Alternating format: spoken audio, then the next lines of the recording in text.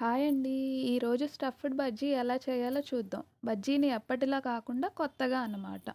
దీనికి కావలసిన ఇంగ్రీడియంట్స్: పచ్చిశనగపప్పు, ఉల్లిపాయలు, బజ్జీ మిర్చి, కొత్తిమీర.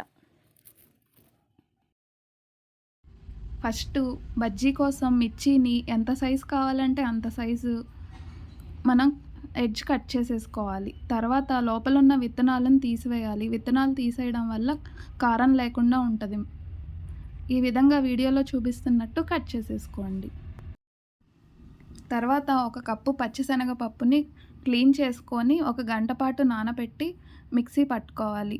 కొంచెం ఉప్పు వేసుకొని మిక్సీ పట్టండి.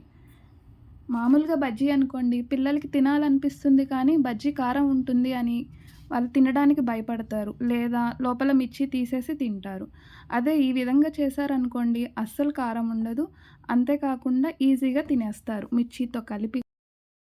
మిక్సీ పట్టిన పచ్చిశనగపప్పులో సన్నగా కట్ చేసిన ఆనియన్స్, కొత్తిమీరని కలుపుకోవాలి. పిండిలో బాగా కలిసేటట్టు కలుపుకోవాలి.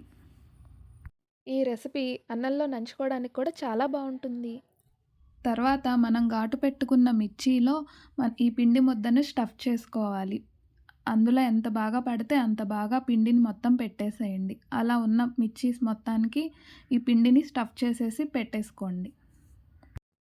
ఈ విధంగా మిర్చీలన్నిటిలో పచ్చిశనగపప్పుని స్టఫ్ చేసుకోవాలి.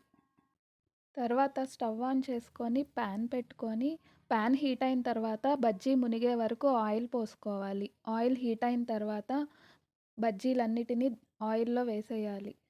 బజ్జీని ఇలా వేయించడం వల్ల మిర్చి బాగా వేగి కారం కూడా ఉండదు. కాబట్టి పిల్లలు చాలా ఇష్టంగా తింటారు. బజ్జీ కొంచెం వేగిన తర్వాత టర్న్ చేసుకోండి.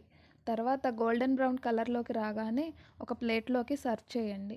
మీరు కూడా ఇలా ట్రై చేయండి ఫ్రెండ్స్. పిల్లలు, పెద్దలు అందరూ ఎంతో ఇష్టంగా తింటారు. అండ్ అంతేకాకుండా మళ్ళీ మళ్ళీ ఈ విధంగా చేయమని అడుగుతారు.